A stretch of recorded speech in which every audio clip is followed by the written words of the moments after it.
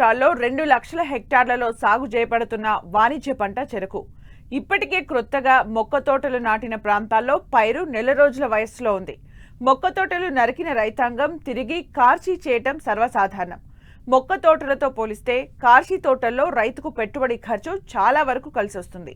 అయితే కార్షీలో మేలైన యాజమాన్య పద్ధతులు పాటించకపోవడం వల్ల దిగుబడులు నాసిరకంగా ఉంటున్నాయి. మొక్క తోటలకు ధీటుగా రెండవ పంట నుంచి నాణ్యమైన దిగుబడులు పొందాలంటే తప్పనిసరిగా కొన్ని మెలకువలు పాటించాలంటున్నారు శాస్త్రవేత్త డాక్టర్ డి చిన్నమనాయుడు.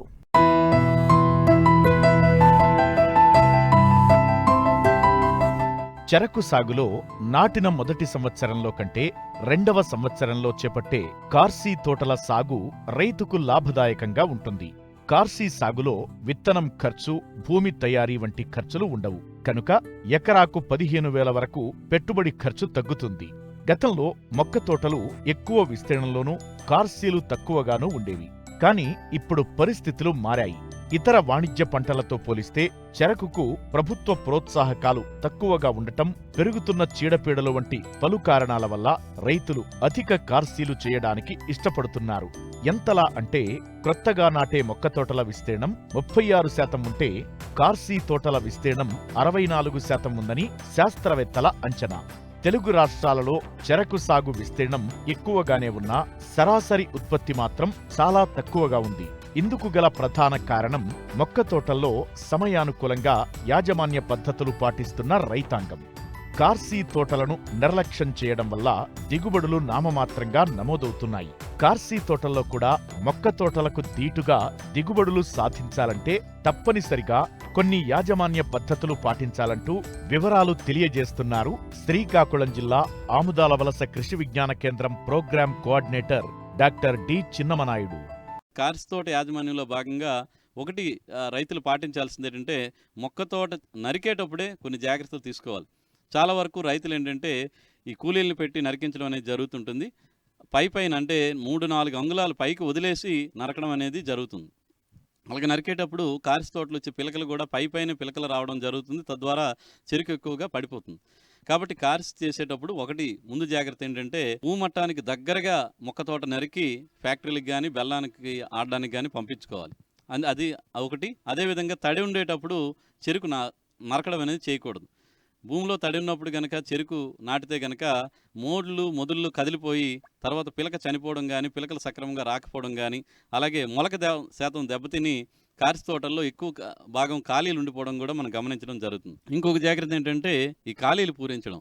మనం కార్షీ తోటల్లో మేము గమనించినప్పుడు సర్వేకి వెళ్ళినప్పుడు కొన్ని వరుసల్లో అయితే 1 మీటర్ నుంచి 2 మీటర్ల వరకు కూడా కార్షీలో మొక్కలు కనిపించట్లేదు. అంటే ఖాళీలు ఎక్కువగా ఉన్నట్టు గమనిస్తున్నాం. కాబట్టి ఈ ఖాళీలను తప్పనిసరిగా పూరించాల్సిన అవసరం ఉంటుంది.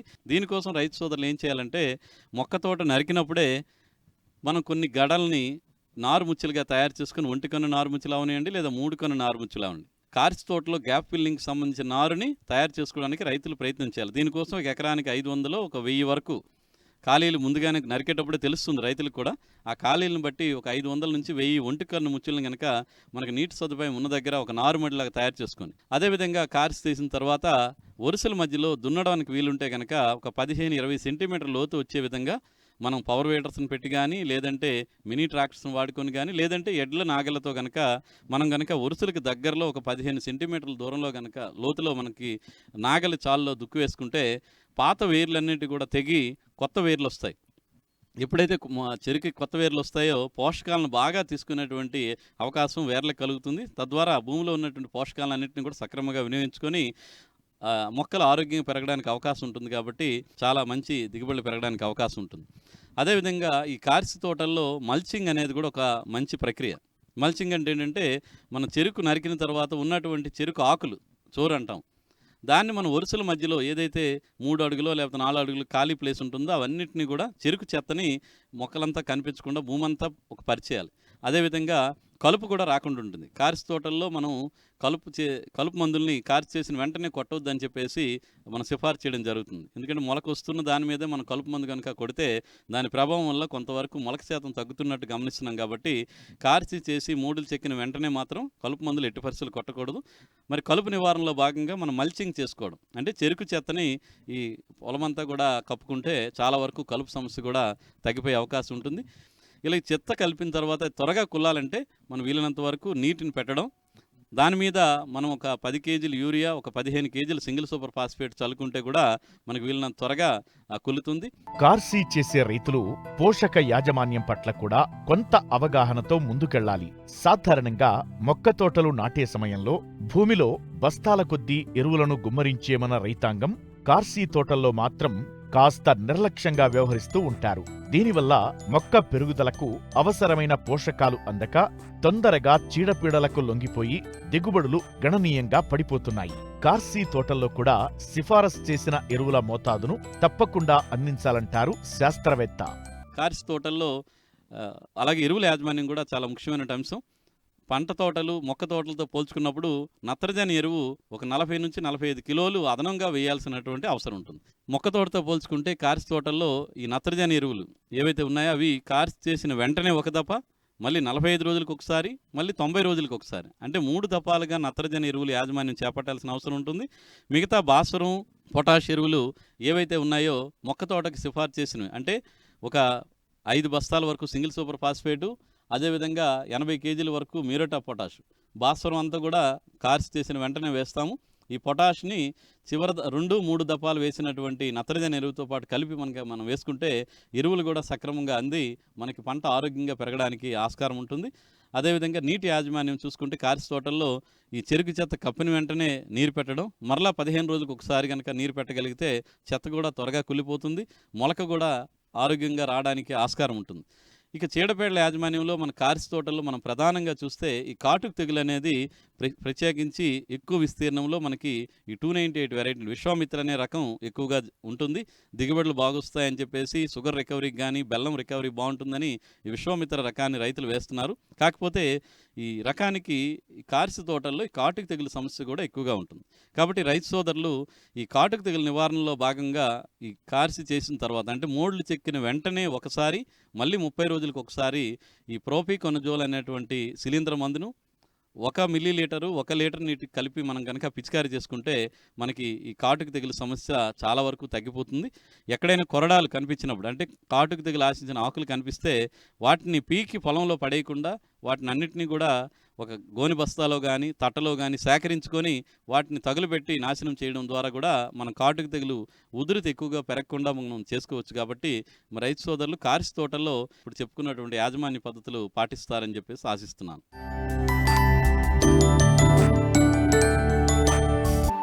నూనె గింజల పంటల్లో ముఖ్యమైనది వేరుశనగ. రబీలో నీటి వసతి ఉన్న ప్రాంతాల్లో చాలా వరకు రైతులు ఈ పంట సాగు చేశారు. ప్రస్తుతం వివిధ ప్రాంతాల్లో విత్తిన వేరుశనగ 30 నుండి 45 రోజుల దశలో ఉంది. ఇప్పుడే పూత వచ్చే సమయం. అయితే కొన్ని ప్రాంతాల్లో పొగాకు లద్దె పురుగు ఆశించి నష్టం కలిగిస్తోందని రైతులు తెలియజేస్తున్నారు. మొక్కలోని లేత భాగాలను తినేయటం వల్ల పంట పెరుగుదల లోపించింది. ఈ పురుగును గమనించిన వెంటనే సమగ్ర సస్యరక్షణ చర్యలు చేపట్టాలని తెలియజేస్తున్నారు వరంగల్ వ్యవసాయ కళాశాల ప్రొఫెసర్ వెంకటరెడ్డి.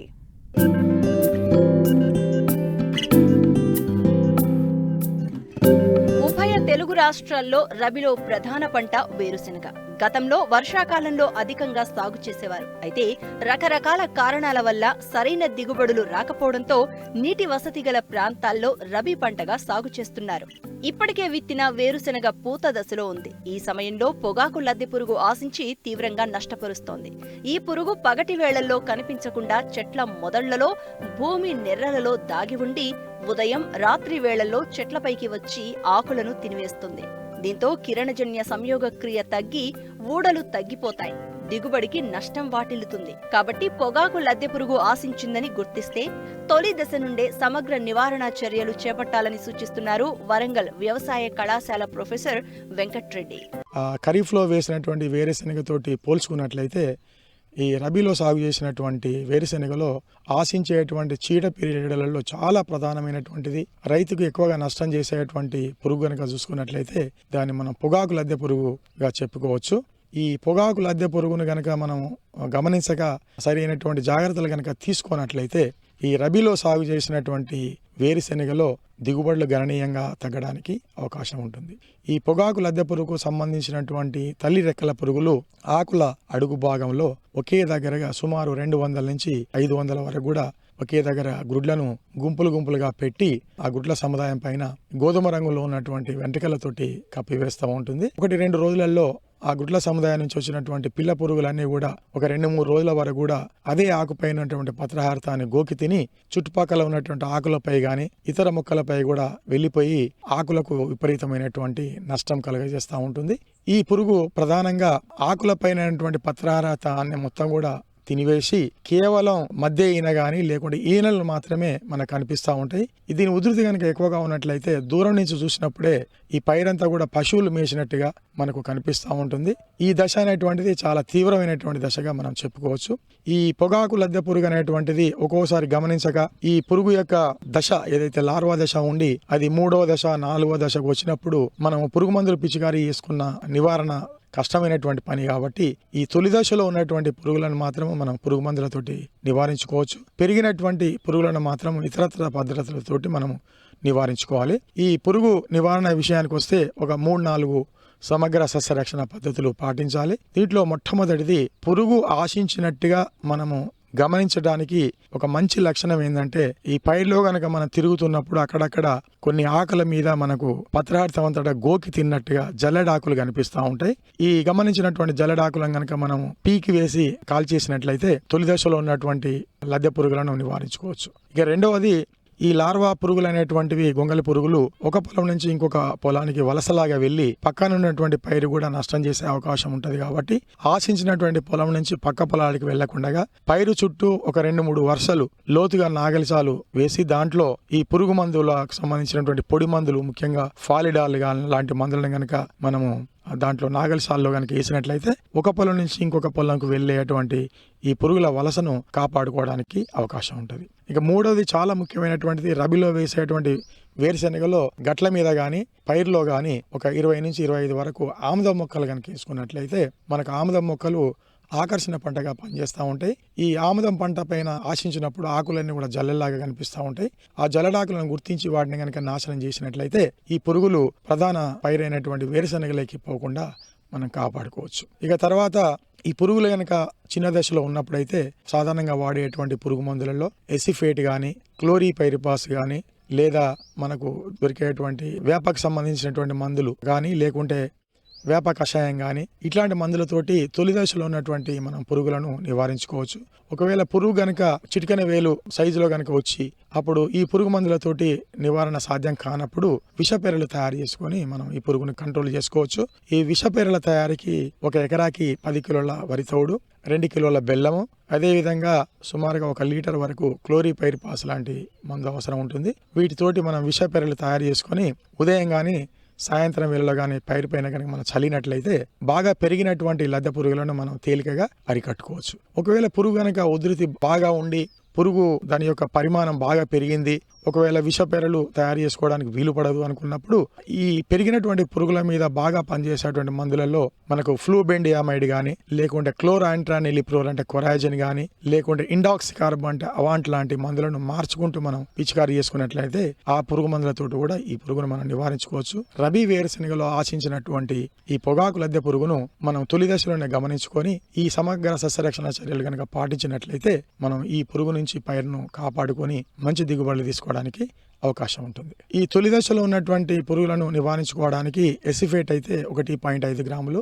లేదా క్లోరిపైరిపాస్ అయితే 2.5 మిల్లీలీటర్లు లేదా క్లోరాంట్రానిలిప్రోల్ అంటే మనకు మార్కెట్లో కొరాజిన్ లాంటి మందులు అయితే 1 ఎకరాకి 60-80 మిల్లీలీటర్లు లేదా ఇండాక్సికార్బ్ అంటే అవాంట్ అయితే 1 ఎకరాకి 200 మిల్లీలీటర్లు లేదా ఫ్లూబెండియామైడ్ అయితే అది కూడా 1 ఎకరాకి సుమారుగా 200 మిల్లీలీటర్లు పిచికారీ చేసుకోవాలి. ముఖ్యంగా విషపెర్రలు చల్లినప్పుడు మాత్రం ఈ పశువులు కానీ లేకుంటే మనం పెంచుకున్నటువంటి ఇతర జంతువులు కానీ ఈ పైరు దగ్గరికి వెళ్లకుండా మనం ఆ చిన్న జాగ్రత్త తీసుకోవాల్సినటువంటి అవసరం ఉంటుంది. వేరుశెనగ పంటలో పూత దశ చాలా ముఖ్యం. ఈ దశ నుండి కాయ ఊరే దశ వరకు చీడపీడల పట్ల రైతులు ముందస్తు జాగ్రత్తలు తీసుకుంటే అధిక దిగుబడులు తీసే అవకాశం ఉంటుంది.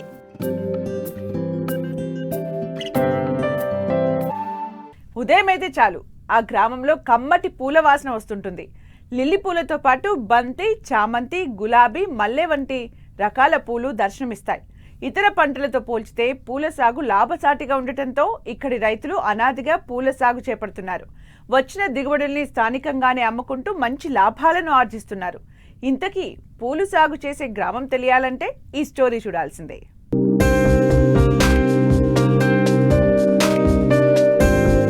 పశ్చిమ గోదావరి జిల్లా పెరవల్లి మండలంలోని పలు గ్రామాల రైతులు అధికంగా పూల సాగు చేస్తారు.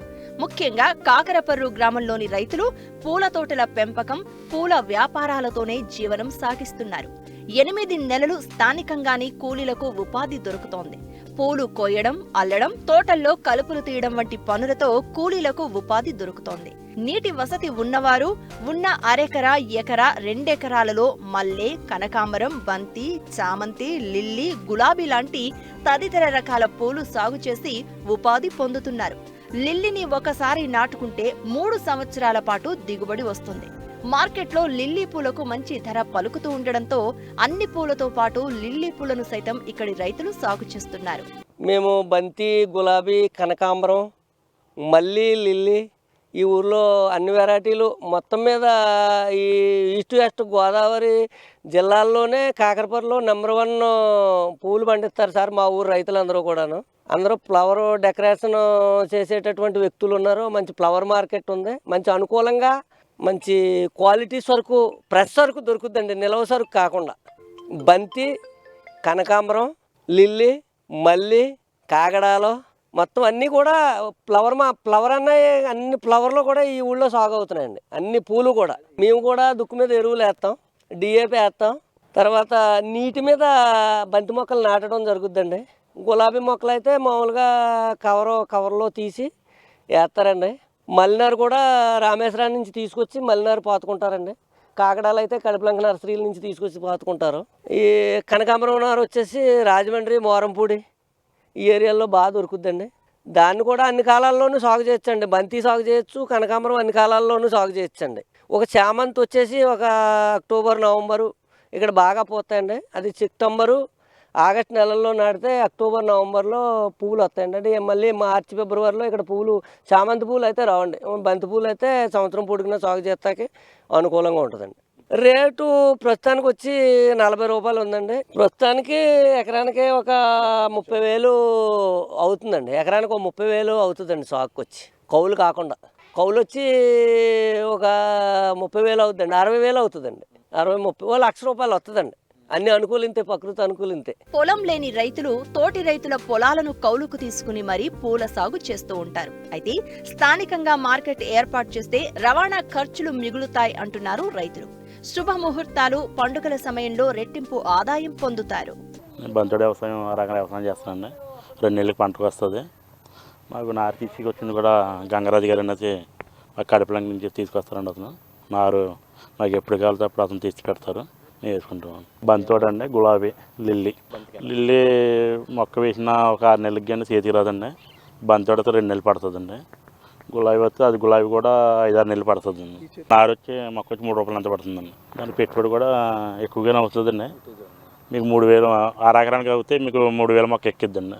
లిల్లీ వస్తే మీకు మొక్క వేసిన ఒక 5-6 నెలలకు వస్తుందండి. గులాబీ కూడా సేమ్ అంతేనండి. సేవంతి వేస్తామండి. సేవంతి కూడా మన వర్షాలకు దెబ్బతిన్నాయండి. అవి కూడా మాకు 4 నెలలకి కానీ సేవంతికి కూడా అవకాశం రాదండి. ఒక 4 నెలలు ఆడుతుందండి చేతికి వచ్చేటప్పుడు. దుక్కు దున్నగాంచి కొద్ది గాడి కట్ట ఎక్కేసినండి, కొద్ది మొక్క వేస్తాం. దాన్ని బట్టి కొద్ది జాగ్రత్తలు, దానికి మెట్ట సాగు గట్ట లేకుండా ఎరువులు, కాఫర్ అండి అటువంటివి ఏం కొడుతూ ఉంటాం ఉండదు. కలుపులను కూలీలు వస్తారండి. ఇంకా కూలీలు తీసుకుని ఒక అవకాశం ఉంటే కలుపు మంది కుట్టుకుంటామండి, లేదంటే కలుపు తీసుకుంటామండి. ప్రస్తుతం మాట్లాడితే బాగానే ఉన్నాయి. మళ్ళీ సీజన్ ఏం కాదు కానీ పిల్లల సీజన్ వస్తే కొద్దిగా మనకి అనుకూలంగా ఉంటాయి. పిల్లల సీజన్ లేకపోతే అలా కూడా మార్కెట్కి కూడా ఏం అలవండి. ఇంకా 30 రూపాయలు, బంతి 40 రూపాయలు అమ్ముతారండి. సీజన్ అంటే కొద్దిగా 70-60 అమ్ముతారండి. లేదా ఇప్పుడు మన గులాబీలు ఉంటే 10 రూపాయలు, 20 రూపాయలు అండి. గులాబీ అంతకేం లేదండి. ఇంకా గిట్టుబడి అంటే మనకి బంతి పూలు మినిమం 50 రూపాయలు, 60 రూపాయలు ఉంటే పర్లేదండి. బంతితోడు లిల్లీ పూలు, గులాబీ పూలు అంటారా 30 రూపాయలు ఉంటే పర్లేదండి. లిల్లీ పూలు కూడా 70-80 అమ్మితే మనకి రైతుకి పర్లేదు అనిపిస్తుంది. అరెకరానికి దగ్గర 30,000 ఖర్చు అవుద్దండి. నారుకి ప్రత్యేకంగా మీకు 15,000-12,000 అవుద్దండి. ఈ దుక్కులకి ప్రస్తుతానికి చేతికి వచ్చేప్పుడు 30,000 అలా అవుద్దండి. అంతే. నెల 15 రోజులు అండి. 2 నెలలకి పంట వస్తుందండి. నెల 15 రోజులు వస్తుందండి. తర్వాత తీసేసుకుంటాం, మళ్ళీ ఏదైనా వేసుకుంటామండి. ఈ ఆదాయం అంటే మన రేట్లో పడిందానికి పర్లేదండి, రైతులో పడకపోతే చెప్పలేము అదండి. ఆ ఎకరానికి 40,000 50,000 వస్తుందండి.